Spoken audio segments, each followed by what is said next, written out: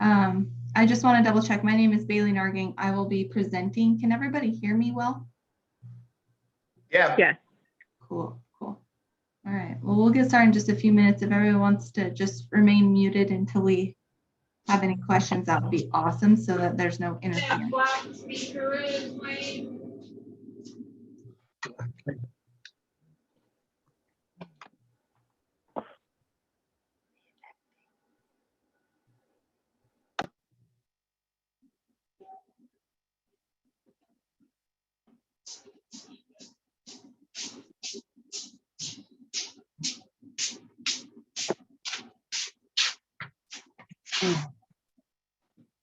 How do I turn it on though?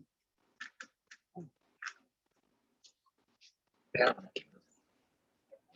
Why is my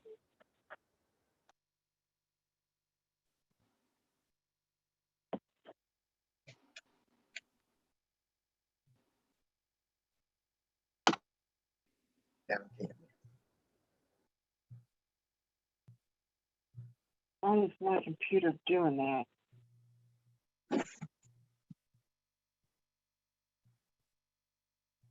All right, we're just getting close to getting started. I'm going to go ahead and keep my chat up so that if anybody has any questions they want to write in, that'll be there. Looks like we've got about 27 participants on right now, so I wanted to thank you for joining us. My name is Bailey Nahrgang. I'm the Director of Rail Racing for NBHA, and I have a few team members on the phone. Paul Stanley, are you present? Yes. All right. Paul Stanley is with us. He's one of our executive regional directors. And I also have Christina McKenzie, your membership coordinator. I'm here. Okay. Hi, Christina. Hi. Up here. And I wasn't sure if we had Sydney Pittman on just yet. Maybe not. So there's a couple of us on here, and we'll go ahead and get started, and we'll move into some questions after such time. All right, well, thank you guys for taking the time to hop on our seminar today.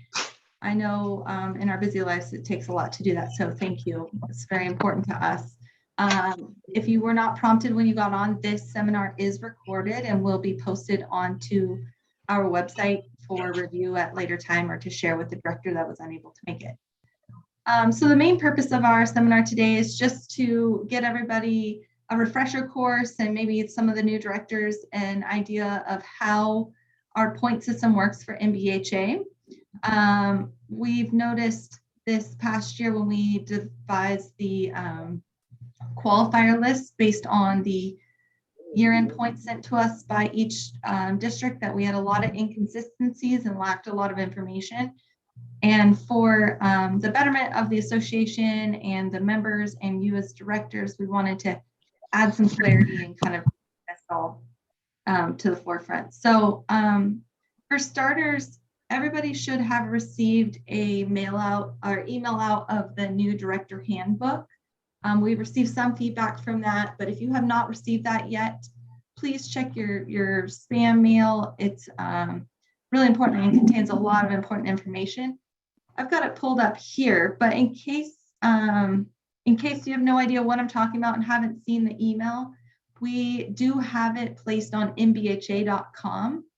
Let me get the link there. If you go to nbha.com and you click on, got too many things, forms and then director forms, right there at the very top is going to be a copy of the district handbook. Now bear with us, the state director handbook is coming, but the district one is posted there. So that right here is, I'm looking at page 18 of the district director handbook on my screen right now. And that deals with points. There's a lot in the handbook. If any questions come up, it would be best to reach out, start with Paul or Van, your regional directors, and they'll kind of guide you through this. But today we're just focusing on points. For starters, there's some key points to points that need to be really like brought home. So NBHA allows different payouts, a 4D payout, a 5D payout. However, our points are always done on that 5D half-second payout. So regardless of if you did a 4D race and you only paid 4 divisions, you only gave out prizes to 4Ds, you will always go back and do your points for the year end in a 5D. I think that's the first, inconsistency we've noticed. So it does say here you have the ability to do your payout however you'd like, but the points are that way. Points are always 5, 4, 3, 2, 1 based on first through fifth in the division. We do split those in half for ties. So if you do have a two-way tie, now in second and third, the 4 points and the 3 points become added together and split in half. And now you have 3.5 points to that tie. Same thing goes with a tie in fifth and sixth. There was only 1 point to award. So fifth and sixth tie would both get a half point. And I have this visually represented later. Some people are, listeners and others are visual. So I'll show you that in a little bit. Here's the breakdown of the divisions and how the fastest time by the sanctioned active member in that district sets the tone. It is your fastest active member in that district. So if I was the fastest 00, racer in my state or for that, or let's say District 1, and I ran a 15.5, this goes and breaks down how each division for points is. So a 15.5, the 2D would be 1/2 second later, would now become a 16.0, and those are just the divisions. That doesn't mean someone has to run a 16.0 to win the 2D. It's the next closest time past 16.0, at 16 or past it. Again, we'll represent this, but if the basic divisional breakdowns are a stumbling block, if you're new to barrel racing or new to directors, we'd be happy to kind of go into this a little slower. But I think a majority of you understand how the Ds work and how that works. But definitely do it in the 5D divisions for points with half-second splits all the way down. Below is just an example of points showing a member who won, the fastest member in that district ran a 15.200, so they were awarded 5 points. Following down, the next active district member, 4 points, 3 points, 2 points, 1 point, and so on. After 6th place, no one would receive points. Second division, if you add a half second to that 15.200, your second division should start at a 15.700 or slower. So in this case, no one ran a 15.700, but somebody did run a 15.712. That person will receive 5 points. In our second division, though, you see right here that we have a two-way tie for third and fourth. So third place would normally receive 3 points. Fourth place would normally receive 2 points. You add those together, divide them in half, and we have did I even do that? Yeah, I'm sorry. 3 and 2. So add them together, 5 points. So you have 2.5 points to each. So ties are definitely a thing that is another trip up. So, and I'm going to breeze through this and then we'll go into questions. The 3D is just a standard. Somebody did run a 16.200. That one's just 5, 4, 3, 2, 1 in points. That's pretty standard. The fourth division is one we explained, a two-way tie in the 5th and 6th position. Normally we don't give award or points to 6th. However, when they tie with 5th, we have to split that 1 point in half. So 5th and 6th both received half a point. And then your 5th place, our 5th division is standard. So this just gives you an idea of what a typical race could look like. And it doesn't represent, what your race has to look like. We've had some questions like this, but this would just be an example of what the top of the division could look like if a 15.200 set the pace.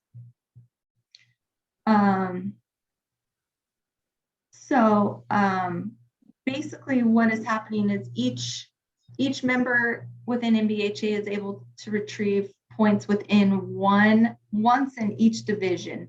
So at no point am I running 2 horses and earning points in multiple points in the same division. If I wanted an opportunity to win points in each division, and if I'm saying this wrong, Paul, you go ahead and stop me. No, If I wanted an opportunity to win points in every single division at a district show, I would not only have to run 5 horses, but they would have to fall individually in each division. There would not be an opportunity for me to earn multiple sets of points in the first division if all 5 of my horses fell in the first division. that is correct, Bailey. Yep. We did have a question. I'm gonna back up real quick. Someone asked if we were going to the top 6 and instead of the top 10. No, we'll get to that in a little bit, but we did, points will be awarded to the top 5 at each show. However, the top 10 is our new standard for year end, and we're getting there. All right, so another huge reminder, this is another big that members within a district, active members are actually setting the standard of the fast time and receiving points. So I might be District 01, but I might have a pro rodeo in town and I might get an extra 100 barrel racers that aren't NBHA, they're paying the non-member fee and they come and just blow the clock away. I'm still looking at my active member within my district, my fastest active member, to set the 1D pace when it comes to points. So you do have a payout and you have points that are 2 separate things, and those fast times may differ between the 2 based on if your 1D was not won by an active district member. We're only giving points to somebody that is active at that moment, not in grace period, not expired 2 months ago, but active as of your race within reason. We know that with the new portal, there is weekend time where it is difficult if you get hung up in the portal. We're telling directors that if you'd like to be lenient with that and allow your members to clear up their membership on Monday, we are always available Monday morning to get that straight. So if you want, someone comes, they're like, I expired, I'd like to run as an active member. It's Saturday. Oh shoot, I don't have, I misspelled my email or whatever it is that doesn't get them into the portal. We've allowed directors to make that decision on their side to allow a buffer of Monday to get them active so they can do points after such. So anyways, if points don't matter on whether the horse is registered or grade, and there are other classes, I think where it gets a little confusing is that at the end of the year, we do ask for 4 lists from you as directors. We want a year-end open list, a year-end senior list, a youth list, and a teen list. And I think one of the questions we get asked most is, well, I don't run a youth and a teen. I just run a youth 18 and under. And that is totally fine. We understand that. We don't expect everybody to run 2 classes. Sometimes there's just not enough individuals. What we are asking is that you do sit down and break them out for points purposes. Again, we'll explain in a little bit. This just goes on to talk about, again, you can use a 40 payout. But at the end of the year, what we are looking for is that this points breakdown is done accurately to produce the best qualifier list for world championship purposes. Those top 10 in each division, in each class, come to us on a list in order for us to allow them to order GIST qualifier buckles, in order for us to allow their entries into world shows, and to recognize them on our website. So it's really important those lists are accurate, and those lists are supposed to contain 5 things that help us tremendously. Those 5 things are listed here. So the rider's full name, the rider's membership number, the division they placed in, the placing, and the points. And of course, the division is the class and the division. So I have a quick example of, and I'm not I just searched through my emails just to find a quick example of somebody's year end. This happens to be a Canadian district. But here that they provided us an open year end report that gave us each rider's name, and each rider is only listed only once in here. They cannot be on each division twice. So Jamie Burgess is here. She had a total of 41 points, which qualifies her for first in the 1D open. They added a qualified yes column, which is fine. The only thing we'd like to see different here is a membership number. It helps us differentiate Amber Miller from the other 18 Amber Millers that barrel race. But I pull up this list specifically, and I don't know if you can all see it. It gets a little small, but this list specifically is great in the fact that it has the points there. A lot of times what we get is a list that looks something like this, that says, here's our 1D qualifiers, Jamie Burgess, Leslie Burgess, and so on and so forth. And all of a sudden that list has 11 people in it. Well, we are unable to tell that there were ties, or why there was 11 people was a typo. But when the list comes full out like this, we can see that there are a couple ties that are equating to making the 11th person in. So it is the top 10. However, with a tie straddling the 10th place, we do take everybody that ties in 10th or higher. So the points for 41 points is first, second is clear, third is clear. We have a 4 and 5 way tie at 19 points. That takes up the 4th and 5th position. They tie in right there. And then that's not just a 4th way or 4th place tie, it's 4th and 5th. So that takes two positions out. Then we move to 6th and 7th, and then we have another 2-way tie. So that is an 8th and 9th tie that takes up the 8th and 9th position. And then typically the next person would be 10th and our list would be done. However, there's a tie that straddles 10th. So that leaves us with actually 11 qualifiers in the 1D open for Canada District 4. This is great. I can see that 11 people are in because of this tie right here. And that's super valuable information. It allows us to have confidence that, the lists are accurate, that the people are paying attention. What we did notice, and if you're one of these, no problem, we'll get it straight. But we did notice a lot of people were counting each sets of points as one position. So they would go, here's 1, 2, 3, and then this would be 4, 5, 6, 7, 8, 9, 10, and they were ending up somewhere down here. Well, when we got a list of 15 names without points, it makes us wonder, like, why are there so many people on this list? And without the ability for us to audit the number of points, it's a very difficult task for us. We want to make sure these are being done accurately, so that if I compete in Florida in one district and I move up to New Hampshire, that I am still understanding the same points processing and competing in the same realm of rules. So this is a really good example of a points that came in. It was in Excel, which is super important to us because we use the Excel documents that you send us to build large master Excel documents. When they come in PDF or handwritten or pictures, it does take a lot of time for us to recreate. So if you are doing those in Excel and then PDFing them or printing them or anything like that, we beg of you to send them in Excel, and we're happy to help you along that route if that's anything that gets held up. Okay, so a couple questions here. I'm going to look over here. I had a question: active, meaning that the district they are currently writing in? Yes.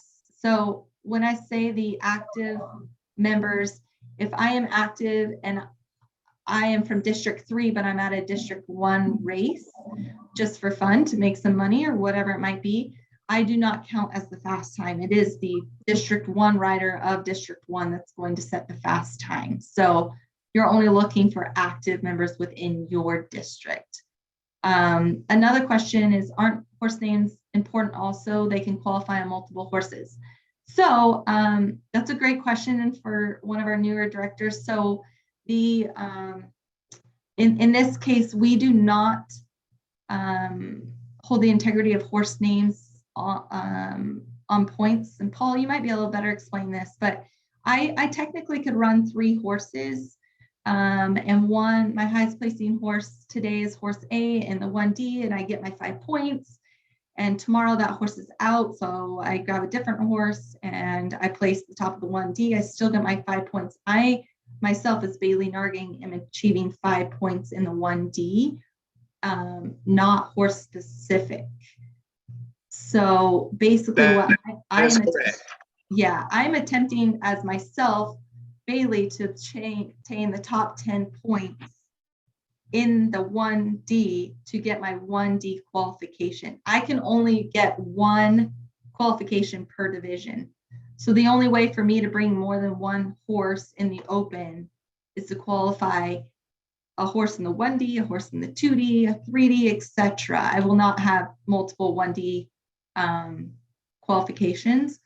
And side note, there's always the wild card direction you can go with that. But if you're just looking specifically on qualifications, it's just rider specific and it's once per division. So horse names do kind of fall off the radar when it comes to that.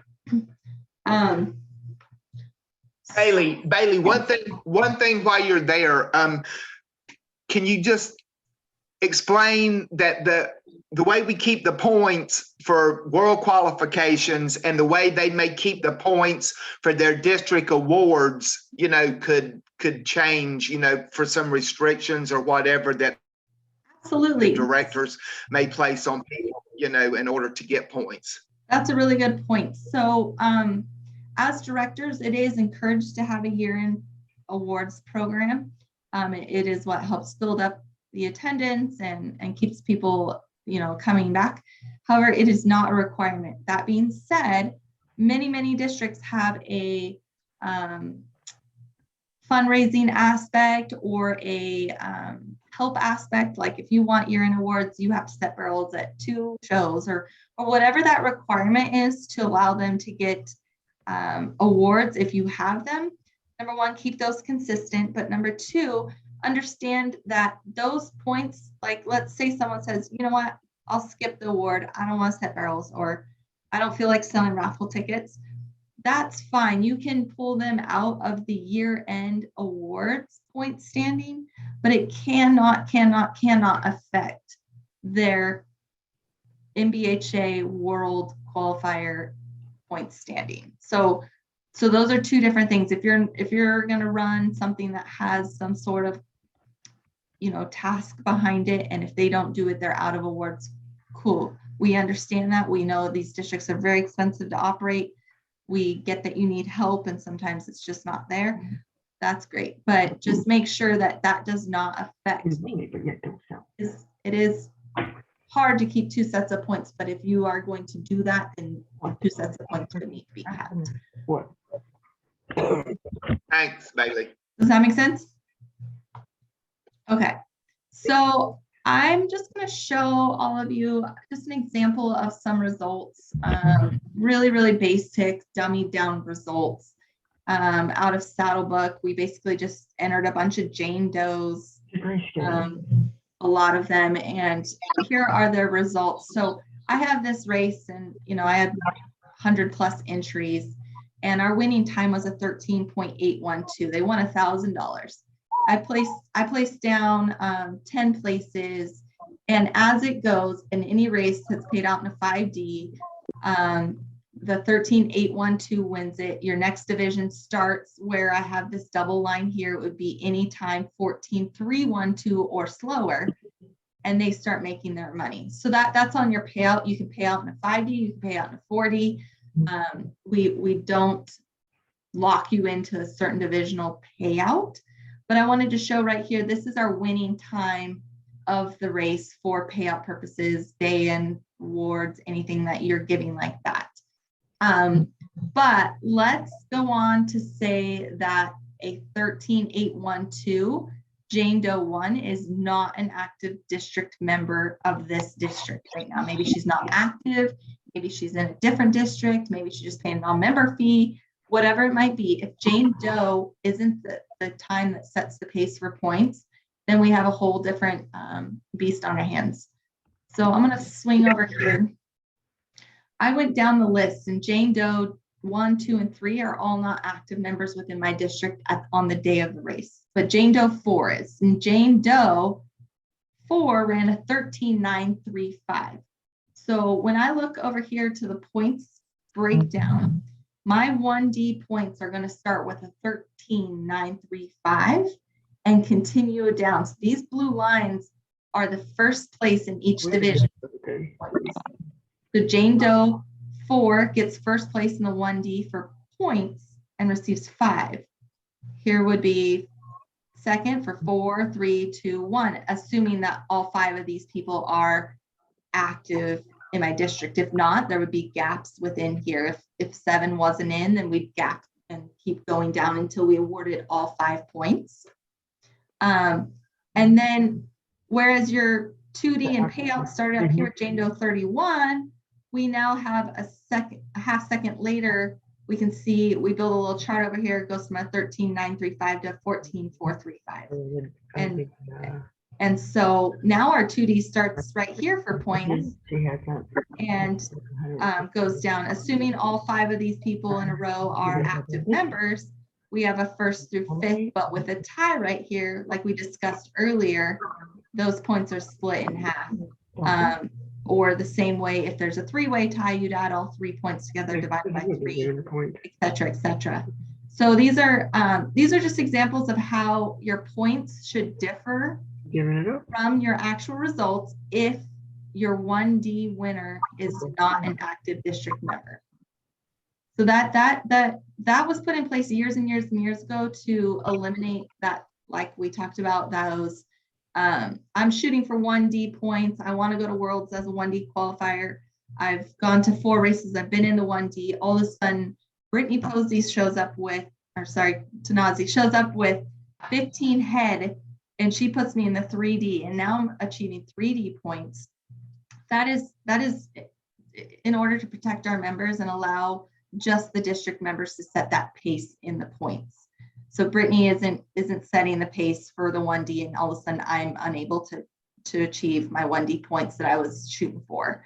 So it does, your payout becomes a day of, event where you set your divisions, you do your payout, and then your points becomes okay, let's go down the list and see who the first active member is in the district to set the pace. Paul, do you have anything to elaborate on that part? No, I think that you pretty well covered, the way that's done, which is easy. You're going to have 00 members that are, always going to come to some of the sanction shows, and you are going to have either non-members or other district people coming over. As long as you keep your members, pointed correctly, it's all good. Yeah, so we work to, like, there just a lot of times the ties become an issue, and then just making sure we get that data at the end of the year with as much as you'd like. If you want to send us your full workup beyond 10th, you just have a master spreadsheet that's got everybody in the division, sort of like that Canadian one I showed you. It had everybody, but just showed who was qualified. That's great. That's perfect. We only require through 10th, but this is great information. If Taylor Chrysler calls up tomorrow and says, hey, I got 4 points, I think I should be qualified for Worlds, I can open your qualifier list and say, well, it took 8 points, and kind of walk through it. But if I don't have this information, again, it's really difficult. And trust me, we get calls all the time that, names are on here, or a lot of times there's spelling errors in here, which we know because you're recreating this in Excel document. That's why membership numbers become important too. If I'm looking up someone in the system to, Jared Burgess I'm inputting him into the qualifier list, and I'm checking on his membership, and his real last name is Bergen, it's really hard for me to make some connections there. So membership number becomes super helpful. If that's a one-time plug there. So the membership change from a rolling 12 months to the calendar year is to alleviate the points issue that we've had for years and years and years, that someone comes in, they're earning points through January, February, March, April, and all of a sudden, you know, May, June, July, they're still running and their membership expired. They lose all their points. You didn't know, they didn't know, whatever the issue is, all of a sudden they go to enter Worlds and they have no points. They did not qualify. That's always been a really hard thing for you guys to start tracking points and then them to fall off. We with the new transition, we are getting there. Once we get everybody on that calendar year, you know, once you see an active member pop on January or February, whatever month it is, they are there until December 31st. You don't have to go back and wonder if they expired, if they're in grace period, what it might be. Your list just starts from zero and grows all year. And it should really help you with points. In the past, you had to check that each member was still an active member. If they were in grace period, cool. They don't get to earn points, so they don't lose them. If they expired beyond a month, now they are not earning points and losing them. And there was a lot of like caveats to that. So we're trying to solve that issue and also try to help the members who have these random expiration dates that range all over. Now, hopefully we just tell everybody all at once, congratulations, it's January 1st. Everybody needs a new membership. And there's no like thinking involved or looking it up. So we're getting there. We're slowly getting everyone transitioned there. We are, new members are automatically going to a 1231, but returning members, if they're on a multi-year, stuff like that, we'll slowly get those people transitioned based on their expiration date. So I thank you guys for bearing with us.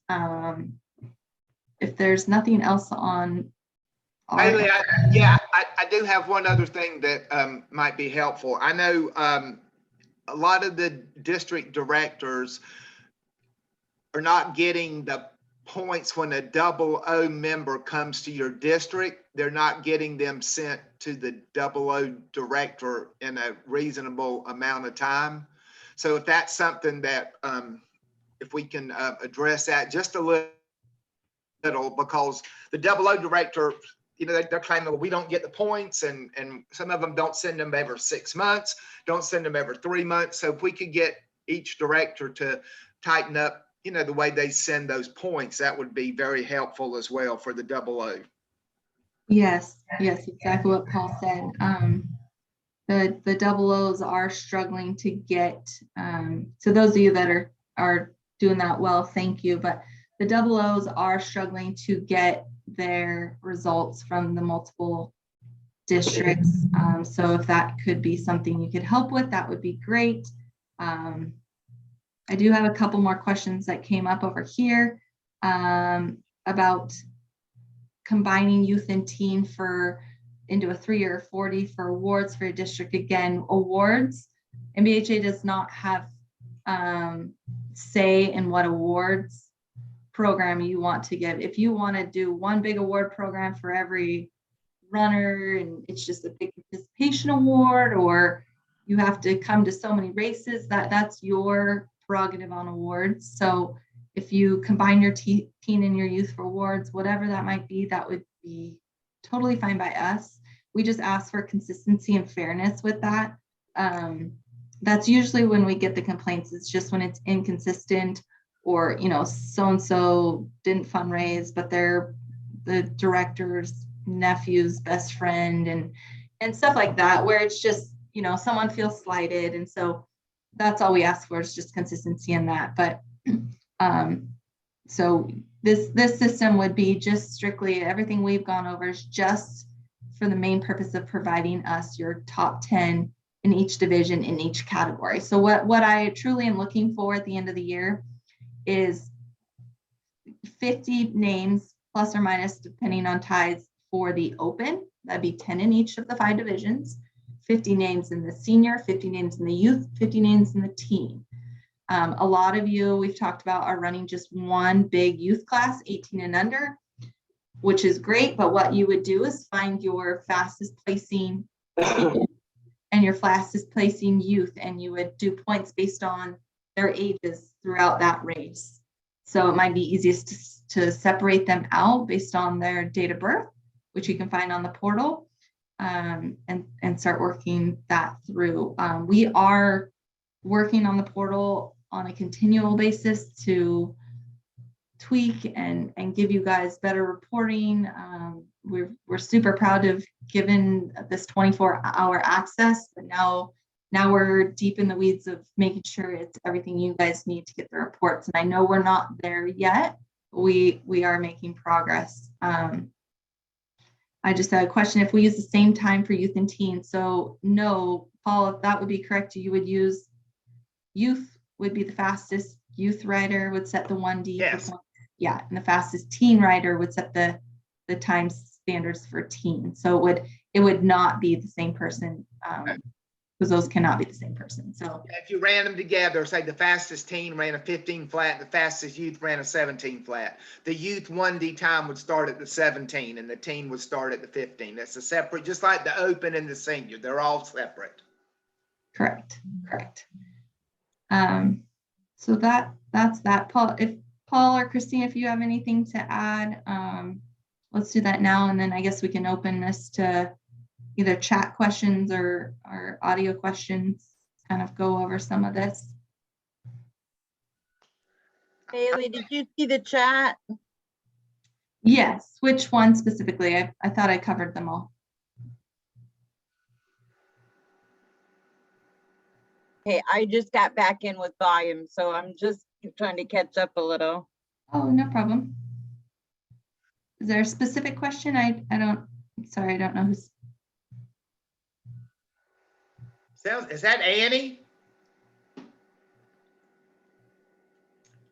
Yes, I'm finally hooked up with some sound. Right, good for you. Well, the good news is we are recorded. So if you want to kind of go back when we finish, it will be posted on our website in the morning by the time we get it to download and such. But I think someone asked what double O's are. They don't understand the riders that ride throughout the state. okay, Paul, do you want to take that one? They don't, I didn't really understand. They're wanting to know what the definition of our double O district is. Was that the question? Correct. Yeah, okay. Well, so the double O was originally set up to accommodate people within the state that may do different, they have 4-H or college rodeo, high school rodeo or whatever, and they may be in Jacksonville one week and Daytona the next, Miami. So that was actually set up where they could still compete and get points earned to go to world qualification and not have to ride in their home district.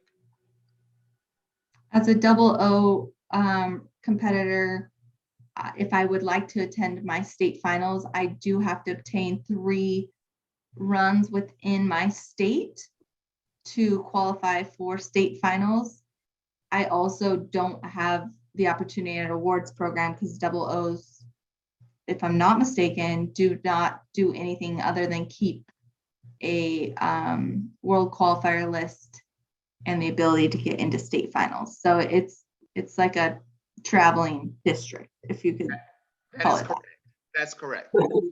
And if there's any of this terminology that kind of flew over anyone's head because they're new, there's all the phone numbers posted everywhere, like in the magazine, on the website and stuff. It gets you right to Paul Stanley or Van Manley or any of our support staff. You can call Christina in the membership office, Stephanie if it's event related. And if we're not the right person, we'll get you there. We are happy to help. Another side note is for months and months and months, we have not responded within about a day or so, but we have increasingly seen our emails go to spam. So if you've reached out to us and you had a question and you feel like we've ignored you, chances are it's in your spam. So that's just an important note I like to put out there because we get calls all the time. We didn't hear back, and we go check your spam, and there it sits. So that's important for us to note. Let's see, does Double O district only keep track of declared runs or all runs qualify for world? Paul? Okay, so they have to, yes, they can only declare so many shows a year, which is 10. I think most of the states is 10. And yes, they do have to do that at time of entry. And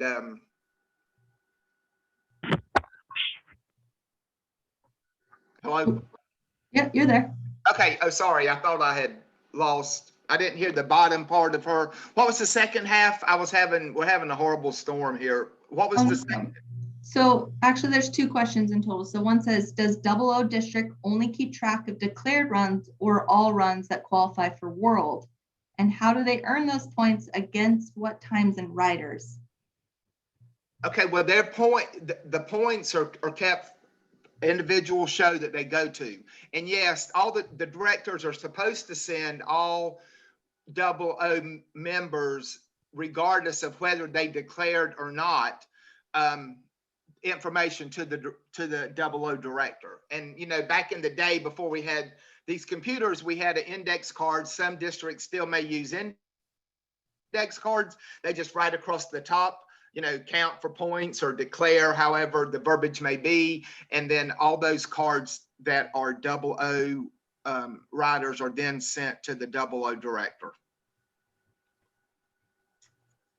Yes. So again, if you want to have that chat and Double O is still a little confusing, please call us. I do believe we have probably silently the Equest Event, who is the designer and maker of the database on. So they're always looking for ways to improve this for everyone. I know the proration has been really difficult. I just want to take a moment for a quick piece of housekeeping and to remind everybody that accepting cash and checks at a show is just not beneficial to anyone. They're still being lost in the mail. If someone is sending cash or check, they are not getting the advantage of the proration. At this point, they're sending a $65 check. They're not getting a membership to next June. They're getting a membership to the end of the year, and now they have paid full price for half of a membership. If we can walk them through it online over the weekend or wait till Monday, we are happy to save them the money, get them to the 1231. But we're still having way too many memberships come in, cash, checks for full price. And that's fine if they're a new member, but new members are also only getting to 1231. It's going to be a learning curve. We've tried to communicate with a new member newsletter. We have a lot of communications as you enter the portal. I hope everybody's getting their director newsletter because we're trying to put it in there. I know our director newsletters are very verbose. That's because they're coming from my perspective, and I'm a very verbose person, so I apologize. But I kind of like to give more details and examples than I can. And we're not perfect, but we're really trying to up the communication, open the lines of communication in both directions, and kind of go through that. So if there's any feedback on those director newsletters, they are coming on the 15th of every month. We've had a lot of people open them, but if you're not finding them, make sure you are checking your spam, or maybe you registered an old email with us as a director and you've since updated. So for that, I got a comment here for the portal. It'd be really nice if we could get a membership list, including expired members for our district, instead of having them disappear. So I don't have to reconcile what members dropped from the previous list. So right now, yes, you can export your entire active list, or you can go to your membership validation and look up member by member, but we do hear you on that. The good news is, as we transition into this 1231, you won't worry about members dropping off, but we do have no problem providing you a full list with expired members. just shoot us an email and we can get that for you in the interim until we have that availability to you. Shoot nbha@nbha.com, pick up a phone, call Christina or email her directly. We'll get you the full list that includes your expired members, just so you know, and then when they come up to enter, you can also, hey, we notice you're not active. Let's do it. So, okay. Bailey, I think it's important too to stress to all the directors that the line of communication, going forward is going to be done mostly through the emails, etc. So getting on that portal and getting set up with that, all that information is vital for them to receive what we're going to be sending out. It is. We have an ability to contact our members via email and text message. So, in the future, we're going to be texting, and we've started this, but it's been a soft process, but we'll start texting each set of members as they expire. Now, granted, we will all expire 12/31 in the future, but right now we still have sets of members that are expiring at, July 1st. So we will send them out a text message.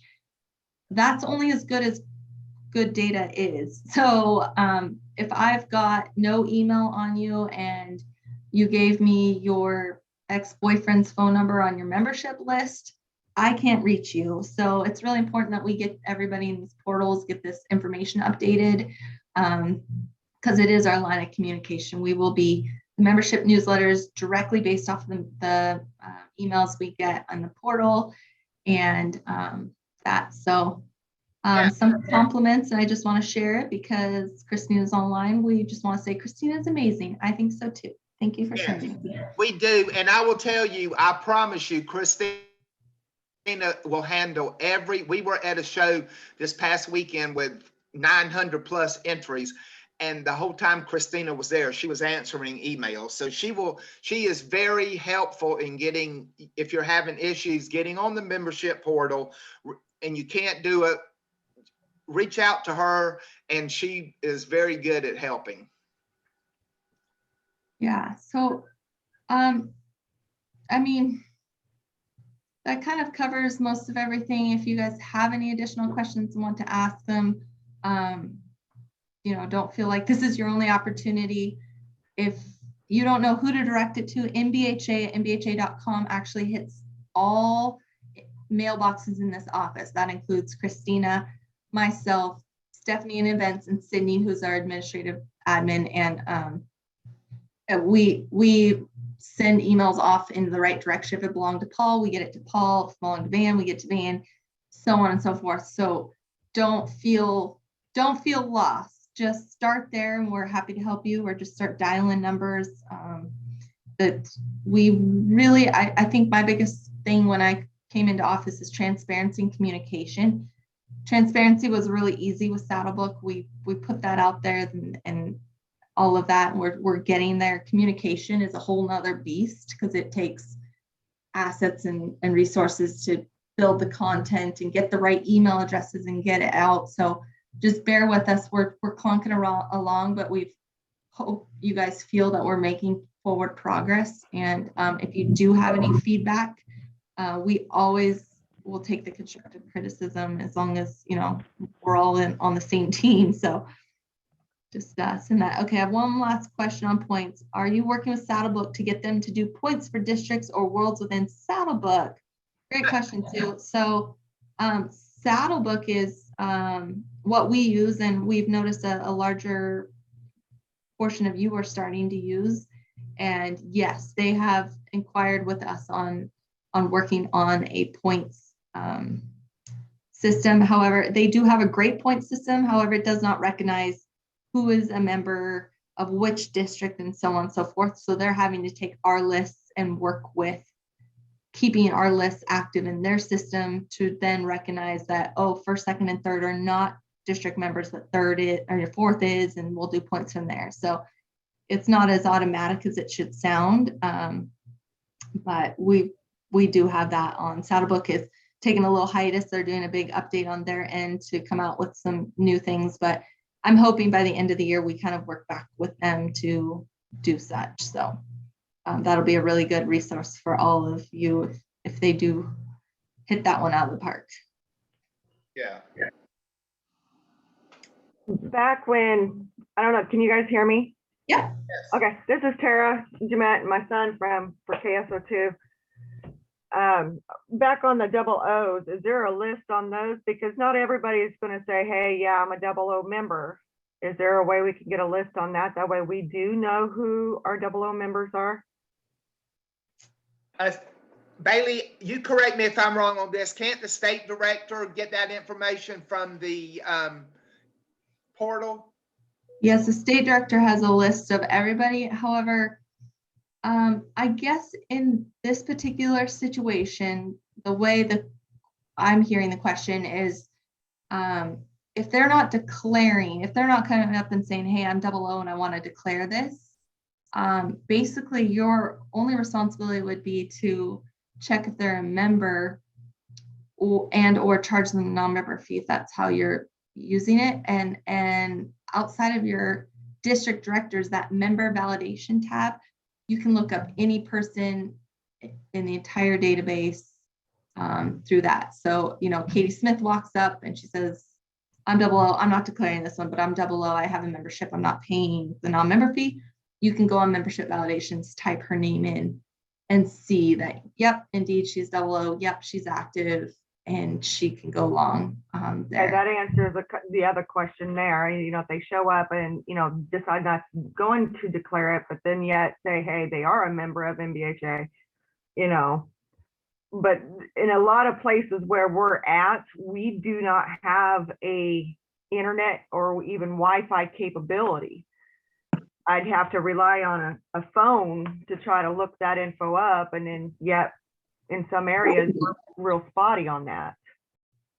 Well, How do I handle that situation unless I carry a complete list? I mean, yeah, there's going to be times when somebody's going to tell you they're a double O member and they may not be a double O member, but it's rather than you have to go through a whole lot of trouble, it's only going to really be whether you're going to charge them the $10 fee, because in the grand scheme of things, you're going to send that information to the double O director who's going to sift through it and see whether Susie Brown is a member of the double O or not.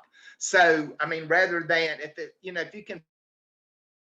if you have access to and can access it easy, then fine. But if not, I mean, I don't think you ought to really let it, bother you a whole lot. And just roll on with it, because they're not going to get the points once you kick it back to the double O director anyway. Okay. Yeah, and we are advising a lot of people. So when you go through the membership portal and you finish checking out, you pay your fee, your prorated fee or your full fee, whatever it might be. The very next page has print membership card. That really just brings up a PDF. When I'm in front of people or talking to them on the phone, I'm like, hey, screenshot that, save it in your favorites. Like their membership card is now handy on their phone. So it would behoove these people. I mean, if I'm going to a backwoods, no cell service in a canyon kind of barrel race, and me being a member requires me to prove it, or I'm paying $10, like you bet I'll have my card handy. But a lot of times you as a producer would just want to print your active list ahead of time. That'll alleviate knowing that 90% of the writers there are active or not and need to pay the fee. And then the good news is a lot of places that don't have internet, still if you have cell service, your phone will use cell service to still be able to get onto the website. And the portal works really well on a phone. We end up using our phone 9 times out of 10. You guys call us and we're up from our desk, like we're pulling these things up on our phone and punting like that. So whether you have good Wi-Fi or not, sometimes your cell phone just be able to access cellular data is all right. But we'll add that to the membership newsletter, just a reminder for everyone to screenshot their cards. I think the way that I'm going to have my directors handle the double O situation is anytime there's an actual sanctioned event, just good practice, send those results, the full results over to the 00 director. That way she's going to know who her members are and she can extract them from there. Right, right. We just had a question about the handbook. I reviewed that in the very early parts, but in case you missed it, on the NBHA website, our tab right here says forms. If you go to director forms, I might update this to say more like director info. If you click on that, it brings you to this page and your handbook is right here at the top. I don't know how I drew on my screen, but that's handy. So your handbook is here. These results forms, they're just something that we've used in the past. It's for internal use only. If you like that format, don't send those to us. They're just for your use. And then there's the sanction show request form, which we are still working on getting digitally, so you guys can fill out the form digitally and pay by card or mail and check. But just a reminder, like, please don't collect memberships in mass at shows with check or cash. Like, I don't care if it takes us 15 people calling in right at 8 a.m. We'll get through them. We'll get them cleared up on Monday. Like, I want to make sure they get the benefit, the proration. I do not like taking people's money that we shouldn't have. So at this point, if you are just now expiring, your membership's like half price. Get to the end, or the end of the night. I don't want to collect $65 for that. So What would be that comes up. So. I have a sign that says if you are not an 09 member, have your, oh, okay. Annie Stoppelbean just says she uses a sign that says if you're not an 09 member, pull up your NBHA site and have your card ready. Doing pre-registration helps a lot with checking. So if you are a race that is taking pre-entries online, that is a great opportunity to be like pre-checking. We do that with our super shows, whether it's 100 or 900, like last weekend in Vegas, Lord help us. We go through each person ahead of time and just see if they are active and do some other double checks on them. So we know when they come that they either need to show us a card because maybe their names are different, or we need to get them renewed right there. So we'll continue down that path. Is there any other questions out there? Yeah, because that one. This one's kind of off the wall. Maybe you guys can give us some pointers. We took over this year and we're trying to rebuild our district up, and we're just having a struggle of a time getting our members to participate, and they've nominated for year-end awards and that, and we're just struggling to get members to participate, to be active in what we're requiring for our district for year-end awards. Do you guys have any pointers or tips that might help us out? Paul, do you want to start there? Is there I will tell you, I've been a director since this thing started, and that's always, you're always going to have a handful. I've got 250 plus members in my district, and I probably have 6 or 7 of them that are actively going to come up and want to do something. So that has always been a issue for all the directors, I think. And I wish I did have an answer to try to light a fire under them as far as getting their awards, but I don't. I'm sorry. That's a struggle, and we understand it's a struggle, and we just don't have a good handle on how to fix that. I mean, we're gaining new members every day, just no one's wanting to participate. No, we're just yeah, and that's the bad thing, because they think when they pay that membership fee that gets them to be able to sit on the sidelines and not be active. That's why exactly. That's why once we started the award program, we let the directors kind of dictate on what people had to do in order to to get the awards. But yeah, because we've told them, what we're doing is we're trying to take less money out of your guys' pocket to, right. But they don't seem to grasp it. And, with COVID a couple years ago, and then, the fuel prices today, it just seems like, oh, okay, I guess they must be financial stable not to worry about trying to keep money in their pocket. Well, the best way, I know there's a lot of it, and I do the same thing is, you get them all together and you say, listen, our entry fee is $25. If I have to go out and start hiring people to set barrels, drive tractors, et cetera, it's going to be added into that entry fee. So your entry fee right now is $25, but if we don't get some, volunteer help, that entry fee, could raise up $5 or $10 just to cover the help, that we're going to have to hire because no one in the district, wants to participate and help that barrels or open a gate, or somebody may bring their tractor, buy their diesel fuel, stuff like that. I mean, and that's why, that's a good point right there, Paul, and I appreciate that. Yeah, there's a lot of districts right now that have that built into the entry fee. And, because they struggle and, back 15 to 20 years ago, a lot of these districts, we put on these shows, these arenas weren't asking for liability and stuff like that. Now they're asking, the first thing they ask is, we got any liability? So, there's more cost, now than there ever has been in doing these shows. So the more participation and if you relate that to your members, usually when you hit them in the pocketbook, that's when they will decide that they maybe can go out and set a barrel up for an hour or, or whatever, swing a gate or do whatever you have to do. That's how I do it down here, in my district. Well, that helps because we have just the same people besides me and my son constantly working it. And we just can't get any of our members to even volunteer to work it. It's not even just working the barrels or the gates. It's also fundraisers too. Right. Yes. Oh yeah. We're just trying to help keep money in their pocket versus taking it away from them. Well, and two, I think you expressed to the fact that, in order to have, nice awards, you have to do things because you're not going to make enough from the entry fee, $2 or $3, whatever you keep, that doesn't buy a whole lot of awards. So, Exactly.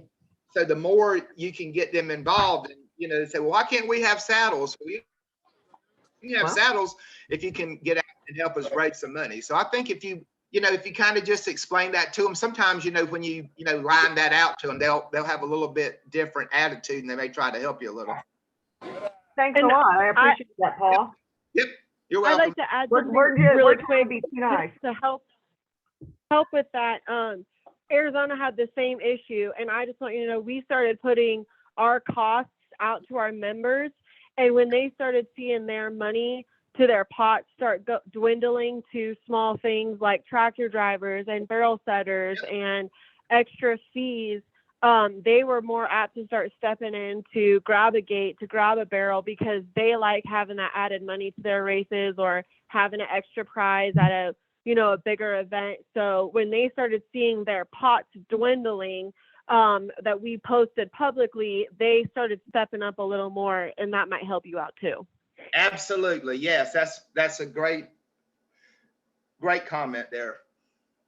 I appreciate everything you guys can give me. I'm about ready to pull my hair out trying to, do something here because I know we've got a lot of new members coming and they're going to want some nice prices, and I would like to be able to award that to them. Right. Well, we appreciate you, what you do. And, like I say, anytime my number's pretty much, I think everybody in the world has my cell phone number. So anything I can ever do to help anybody, they just have to call me. Absolutely. And we are writing down quick. we are coming. I'll tell you what, this young man right beside me has really took the bull by the horns and is enjoying this. And it's his first year running as director. And he started last year running barrels and he made worlds. And he's going to be running down there. Congratulations. So. Yeah, that's great. Yeah, we have to get, us older people are getting, where we need some new ones to come in and keep this thing going after we're gone. That's the beauty of these youth and all that is to learn them how to do this stuff. Right. And want to do it. And the thing is he's wanting to do it next year too. And the only reason why we took over as districts is because we were on the verge of probably being disbanded. I mean, I think somebody at the very last second probably would have stepped up, but I mean, we want to rebuild it. We want to set it up for the youth and grow it again. Right. But we We've got- appreciate, you know, We do appreciate you. We've like I had say, so and many great people yeah. step up and rebuild states and districts that were dormant, or someone of long time and success was stepping down. Like, we really, really appreciate not only our new directors, but the ones that are just solid and been with us forever. And communicate, like, the communication's great if from you as a new director to tell us, what are we not telling you? We, sometimes we know what we know and we forget to share step A through Z. We're down here trying to work on the later half of the alphabet and get all the intricacies taken care of. But if there's something we're missing there, let us know. Like we do, a lot of you are new and might not realize that we have commissions coming out. June will end, and in July, I will, on top of Youth World and the summer round, we will be working on commissions, which is a percentage back of the membership fees you've collected for those 6 months back to the states and the districts. So they'll look for those coming. Make sure you have all your paperwork in with Christina, which I think she's been diligent on getting all that in. But if you have any questions, those checks will come to your name personally. Those will not be written to, Kansas 02. They'll be written to the director's name on file. It's your choice if you want to reinvest that in the district towards awards. We support that. We also support it as your kickback for doing what you're doing. We know it's a I thankless. think that's what we were planning on doing with the checks that we do get back, is to put it towards our awards for some of our youth divisions. Because we're trying to build the youth up, because we've only got maybe 3 or 5. 4 youth members. Yep. that'd be great. Yeah, that's very nice of y'all to do that. Thank you. Yeah. Anything else related to points or year-end qualifier lists? If it's anything outside of that, we will be in office tomorrow and for the rest of time. So you are welcome to call us. If not, if you want to do your first race, or you've done a couple races and you want us to review, like, we can do that too. I would rather take time out of my day to make sure you feel confident and that we get the best results at the end than have you get frustrated at the end of the year when we're like, hey, this doesn't appear right. I know that's super frustrating when you're in a volunteer position. You have to rework some of the work you already did. So don't let it get to that point. We've got the time. We'll make the time for you. So Bailey, how often do we need to update our world points to you, and when do we need to have that to you for World and Youth World? Because isn't that coming up in July or August? So it's not technically at the end of the year for NBHA, correct? great question. So all of the running that is happening in 2022 and all the points being obtained in 2022 will be given to us at the end of this year or very early in the next year.